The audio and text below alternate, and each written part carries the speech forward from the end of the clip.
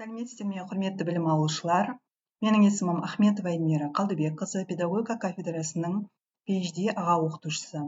Бүгін сіздердің назарларыңызға кәсіби лидерліктің негіздері пәні бойынша бейне лекцияны ұсынамыз. Лекциямыздың бірінші тақырыбы лидерлікке кіріспе. Ең алдымен осы лекцияға көшпес бұрын жалпы кәсіби лидерлік негіздері пәнінің мақсатымен таныстырғым келеді. Бұл пән студенттерге кәсіби ортада көшбасшылық теориялық негіздерін, принциптер мен практикалық әдістерін меңгерту арқылы олардың басқарушылық, ұйымдастырушылық және тұлғалық қабілеттерін дамытуға негізделген. Бұл пәннің негізгі міндеттері лидерлік ұғымының мәнін, түрлерін және ерекшеліктерін түсіндіру, жеке және кәсіби көшбасшылық қасиеттерін қалыптастыру, командамен тиімді жұмыс істеу және шешім қабылдау дағдыларын дамыту, қазіргі замандағы көшбасшылық модельдері мен стильдерін меңгерту және әлеуметтік жауапкершілік пен этикалық көшбасшылықты насихаттау болып табылады. Бұл пән студенттердің болашақ мамандықтарына белсенді, бастамашыл, жауапты әрі бәсекеге қабілетті тұлға болып қалыптасуына негіз қалайды. Лекцияның жоспарына келетін болсақ, лекция жоспары бойынша бірінші лидерліктің мәні мен мазмұнын қарастырамыз. Лидер, көшбасшы, басқару ұғымдарымен танысамыз. Ұғымдардың өзара байланысын айқындап және лидерліктің элементтерін талдаймыз. Лидерлік ағылшын тілінен жетекші, басшы дегенді білдіреді. Қазіргі заманда әрбір ұжымда, ұйым мен қоғамда лидерліктің рөлі ерекше маңызға ие. Лидерлік бұл тек басқару қабілеті емес, ол адамдарға шабыт беру, сенім ұялату және бірлескен мақсаттарға жетелеу. Енді лидерлік туралы ғалымдардың теориялар мен көзқарастарына көшсек. Курт Левин көшбасшылық стильдерінің теориясын зерттей отырып, әлеуметтік психологияның негізін салушы ретінде ол осы лидерлік теориясын көшбасшылықтың бірнеше стильдерін анықтаған болатын. Бірінші, авторитарлық, бұйрық арқылы басқару. Екінші, демократиялық, топпен кеңесе отырып басқару. Және де соңғысы либералды, еркін, яғни еркіндік беру және араласпау деген бағыттарын, стильдерін ұсынды. Келесі Уоррен Бейнис. Уоррен Бейнис лидерлер дүниеге келмейді, олар қалыптасады деген тұжырымдаманы алға тартады. Яғни ол лидердің 4 қасиетін анықтады. Бірінші, бағыт көрсету. Екінші, адамдарды біріктіру. Үшінші, мотивация беру. Төртінші, сенімділік орнату. Келесі Джон Коттер. Джон Коттер бойынша басқару мен лидерлікті ажыратып көрсетейік. Басқару тәртіп пен жүйені ұстап тұру, ал лидерлік өзгерісті іске асыру, шабыттандыру. Оның пікірінше 21 ғасыр көшбасшысы өзгеріске бейім тұлға болуы қажет. Келесі Дэниел Голман. Дэниел Голман эмоционалды интеллект теориясын ұсынады. Ол жоғары эмоционалды интеллект нағыз көшбасшының белгісі деп айтады. Эмоционалды интеллекттің бірнеше компоненттерін ұсынады. Оларды атап өтетін болсақ, бірінші, өзін-өзі тану, өзін-өзі басқару, мотивация, эмпатия және әлеуметтік дағдылар. Лидерліктің мәні мен мазмұны. Бірінші, лидерлік дегеніміз не? Лидерлік бұл адамдардың мінез-құлқы мен көзқарасына әсер ете отырып, оларды белгілі бір мақсатқа жетелеу процесі. Бұл тек басқару немесе бұйыру емес, рухтандыру, сенім ұялату, топты ұйымдастыра білу және ортақ мақсатқа жұмылдыру қабілеті. Ал лидерлік ұғымының мәні бұл әлеуметтік феномен. Ол қоғамда, ұжымда немесе кез келген топта пайда болады. Лидерлік ресми де және бейресми де болуы мүмкін. Ол адам мен топ арасындағы коммуникация мен ықпал ету қатынастарының жиынтығы болып саналады. Ал лидерліктің мазмұнына не кіреді?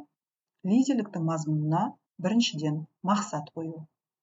Ол лидер әрқашан нақты бағытты белгілейді. Келесі адамдарға ықпал ету, яғни эмоциялық және психологиялық тұрғыдан әсер ету арқылы әрекетке ынталандырады.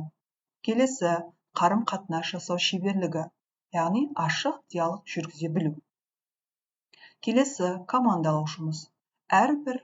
Команданың әрбір мүшемен коммуникацияға түсе білу, оны тыңдай білу және біріктіру. Соңғысы шешім қабылдау және жауапкершілік. Яғни қиын жағдайда да батыл шешім қабылдай алу қажет.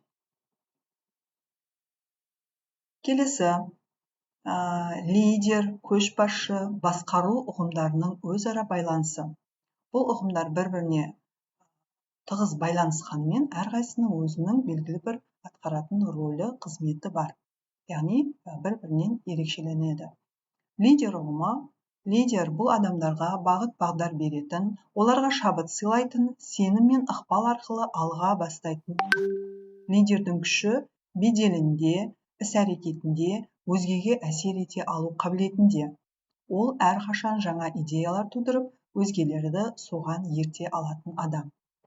Ал көшбасшы бұл топтың ішінде беделі жоғары, ұжым өз еркімен артынан еретін тұлға. Ол көбінесе бейресми түрде қалыптасады және көшбасшы қарым-қатынасқа ашық, тыңдай білетін, қолдай алатын тұлға ретінде танылады. Басқару ұғымы. Басқару бұл белгілі бір құрылымда, ұйым аясында ресми түрде жүзеге асырылатын қызмет. Басқару, жоспарлау, ұйымдастыру, бақылау және мотивациялау жүйесі. Басқарушы лауазымына байланысты әрекет етеді және де міндетті түрде лидер болуы шарт емес. Келесі осы ұғымдардың өзара байланысына келетін болсақ, лидер ұғымының рөлі, лидердің рөлі ол ықпал етуші тұлға. Қалыптасу жолы бейресми, ал ықпал ету тәсілі сенім мен мотивация арқылы. Ал көшбасшы топтағы беделді тұлға, оның қалыптасу жолы өздігінен және ықпал ету тәсілі қарым-қатынас пен бедел арқылы болады. Ал басқарушы, оның рөлі ресми ұйымдастырушы болып саналса, қалыптасу жолы ресми тағайындау. Ал ықпал ету тәсілі ереже, бұйрық, жүйе арқылы болады. Келесі, лидер мен басқарушы ұғымдарының салыстырмалы талдау жасайтын болсақ, лидер және басқарушы. Біз осы жерде бірнеше критериялар негізге алдық, яғни мақсаты, ықпал ету тәсілі, байланыс сипаты, қарым-қатынасы, мотивация көзі, бастамашылдық, басымдық, билік көзі және болашаққа көзқарас. Лидер адамдарды шабыттандыру, болашаққа жетелеу мақсатын көздесе, ал басқарушы жоспарлайды, тәртіппен нәтижеге жетуді мақсат етеді. Ал ықпал ету тәсілі бойынша лидер сендіруге, мотивация беруге, үлгі көрсету арқылы ықпал етсе, ал басқарушы ереже, құрылым, бұйрық арқылы ықпал етеді. Байланыс сипатына байланысты лидер ол эмоциялық, еркін, шабыттандыратын тұлға болатын болса, ал басқарушы ол ресми құрылымдалған байланыс сипатына негізделеді. Лидер қарым-қатынаста командамен тең дәрежеде болатын болса, ал басқарушы билік иесі ретінде жоғарыдан басқарады. Мотивация көзі лидерде идея, құндылық, көзқарас болатын болса, басқарушыда мотивация көзі міндет пен жауапкершілік. Бастамашылдық лидер жаңашыл тәуекелге барғыш, ал басқарушы жоспарланған тұрақтылыққа ұмтылады. Басымдық бойынша лидер адамға бағытталған, адам әлеуетін маңызды ете отырып басымдық береді, ал басқарушы процеске бағытталған, яғни нәтижеге, жүйеге негізделген, жүйені маңызды етіп санайды. Келесі, билік көзі бойынша лидерде жеке қасиеттер, харизма, сенім арқылы болатын болса, ал басқарушыда лауазым, құрылымдық билік. Ал болашаққа көзқарас ретінде лидер стратегиялық ұзақ мерзімді көзқараста, ал басқарушы тактикалық қысқа мерзімді көзқарасты ұстанады. Лидерлік пирамидасына келетін болсақ, бұл көшбасшылық қабілеттің деңгейі мен дамуын сипаттайтын модель. Ол лидер болу тек шен немесе лауазым ғана емес, адамгершілік, қарым-қатынас, сенім және нәтижеге жету секілді сатылардан тұратынын көрсетеді. Пирамида басшылық жолындағы тұлғалық өсу мен ықпал ету шеңберінің жүйесімен сипатталса, бұл модельді алғаш Джон Максвелл ұсынып, әлемдік көшбасшылық теориясында кең қолданысқа енген болатын. Келесі, лидерлік пирамиданы талдайтын болсақ, тұлғалық бедел, даму және ықпал, нәтиже, қарым-қатынас және лауазым критериялар бойынша талдап шықсақ, тұлғалық бедел бойынша адамдар сізге кім екеніңіз үшін ілеседі. Жоғары рухани бедел, үлгі болу, тарихи тұлға деңгейін қарастырса, даму мен ықпал, сіз басқаларды дамыту арқылы олардың көшбасшылық қасиетін оятасыз. Яғни менторлық, шабыт беру, үйрету тағы сол сияқты. Нәтижеге келетін болсақ, сіз нақты жетістіктерге жеткенде басқалар мойындай бастайды. Командалық жұмыс, мақсатқа жету, нәтижелі әрекет ол сіздің нағыз нәтижеңізді көрсететін критериялар болып саналады. Қарым-қатынас деңгейінде адамдар сізге сенгені үшін соңыңыздан ереді. Түсіністік, сенім және ұжыммен жақсы байланыс орнату маңызды. Лауазым деңгейінде адамдар сізге бағынышты, себебі сіздің лауазымыңыз бар. Бұл лидерліктің бастапқы сатысы, жай ғана бұйрық арқылы басқару. Лидерліктің элементтері. Лидерлік құрылымының негізі бірнеше өзара байланысты элементтерден тұрады. Бұл элементтер лидердің тиімділігін, топқа ықпал ету деңгейін және мақсатқа жету қабілетін анықтайды. Бірінші, мақсат қою. Әрбір лидердің әрекеті нақты мақсатқа бағытталуы керек. Мақсат топ мүшелерін біріктіретін негізгі күш. Лидер мақсатты анық, түсінікті, шабыттандыратын етіп қою қажет. Келесі, ықпал ету. Лидер топқа өз ойы, мінезі, іс-әрекеті арқылы психологиялық әсер етеді.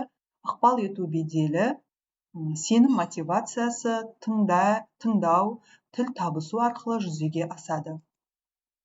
Келесі, топ, яғни қауымдастық.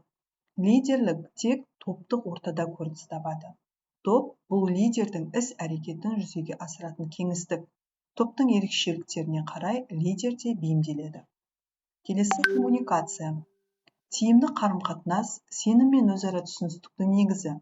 Лидер тыңдай білуі, ашық диалог орнатуы және де ойын нақты жеткізуі қажет. Келесі, жауапкершілік пен шешім қабылдау. Яғни лидер, нағыз лидер қиын сәтте шешім қабылдай алатын, жауапкершілікті өз мойнына алатын тұлға болу қажет. Бұл элемент лидердің сенімділігін көрсететін негізгі белгі болып саналады. Қорытындылайтын болсақ, лидерлік бұл тек басқару емес. Бұл жеке тұлғаның топқа рухани ықпал етуі, адамдардың ортақ мақсатқа жетелеу. Лидер, көшбасшы, басқарушы, әртүрлі ұғымдар, бірақ бір-бірімен өте тығыз байланыста. Лидер болу үшін адамда мақсаттылық, сенімділік, қарым-қатынас дағдылары, жауапкершілік сияқты маңызды қасиеттерінің болуы өте маңызды. Және де ой қозғау сұрағын қойғым келеді лекцияның соңында. Сіз өзіңізді қандай жағдайда лидер ретінде сезіндіңіз? Бүгінге дейінгі тәжірибеңізде сіз өзіңіздің бойыңызда лидерлік қасиеттеріңізді, қабілеттеріңізді қай кезеңде, қай сәтте көрсете алдыңыз? Және де келесі, болашақта өз көшбасшылық қабілетіңізді қалай дамытасыз, қалай дамытқыңыз келеді және оған қандай жоспар құрар едіңіз? Осы сұрақтарды қою арқылы бүгінгі бірінші лекцияны аяқтағым келеді. Назар қойып тыңдағандарыңызға рахмет. Сау болыңыздар.